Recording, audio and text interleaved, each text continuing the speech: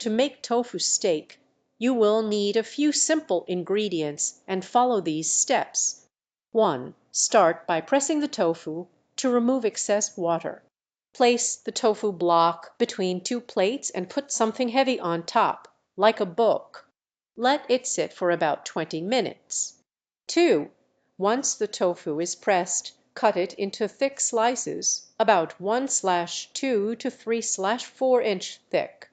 3. In a shallow dish, mix together a marinade using ingredients like soy sauce, garlic, ginger, and a little bit of sweetener like honey or maple syrup. 4. Place the tofu slices into the marinade and let them soak for at least 15 minutes, or longer if you have time. This will infuse them with flavor. 5. Heat some oil in a non-stick skillet over medium-high heat. When the pan is hot, add the tofu slices in a single layer. Cook for about 4 minutes on each side, or until they are golden brown and crispy. 6.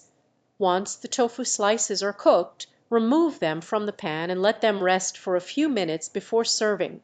Enjoy your homemade tofu steak.